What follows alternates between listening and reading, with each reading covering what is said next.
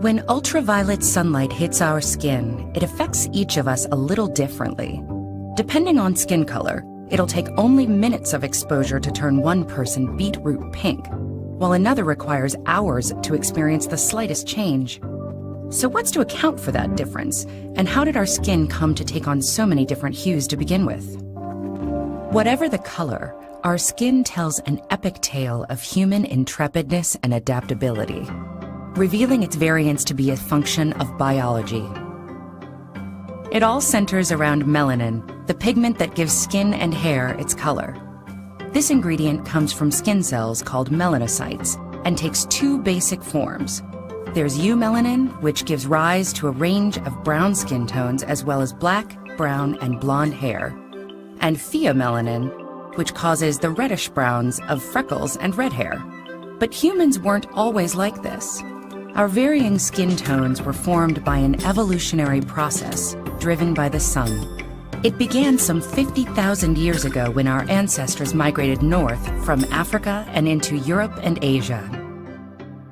These ancient humans lived between the equator and the Tropic of Capricorn, a region saturated by the sun's UV-carrying rays. When skin is exposed to UV for long periods of time, the UV light damages the DNA within our cells, and skin starts to burn. If that damage is severe enough, the cell's mutations can lead to melanoma, a deadly cancer that forms in the skin's melanocytes. Sunscreen as we know it today didn't exist 50,000 years ago. So how did our ancestors cope with this onslaught of UV? The key to survival lay in their own personal sunscreen, manufactured beneath the skin, melanin. The type and amount of melanin in your skin determines whether you'll be more or less protected from the sun. This comes down to the skin's response as sunlight strikes it. When it's exposed to UV light, that triggers special light-sensitive receptors called rhodopsin, which stimulate the production of melanin to shield cells from damage. For light-skinned people, that extra melanin darkens their skin and produces a tan. Over the course of generations, humans living at the sun-saturated latitudes in Africa adapted to have a higher melanin production threshold and more eumelanin, giving skin a darker tone. This built-in sun shield helped protect them from melanoma, likely making them evolutionarily fitter and capable of passing this useful trait on to new generations. But soon, some of our sun-adapted ancestors migrated northward out of the tropical zone, spreading far and wide across the Earth. The further north they traveled, the less direct sunshine they saw. This was a problem, because although UV light can damage skin, it also has an important parallel benefit. UV helps our bodies produce vitamin D, an ingredient that strengthens bones and lets us absorb vital minerals like calcium, iron, magnesium, phosphate, and zinc.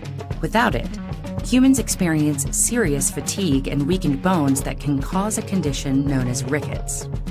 For humans whose dark skin effectively blocked whatever sunlight there was, vitamin D deficiency would have posed a serious threat in the north. But some of them happened to produce less melanin. They were exposed to small enough amounts of light that melanoma was less likely, and their lighter skin better absorbed the UV light.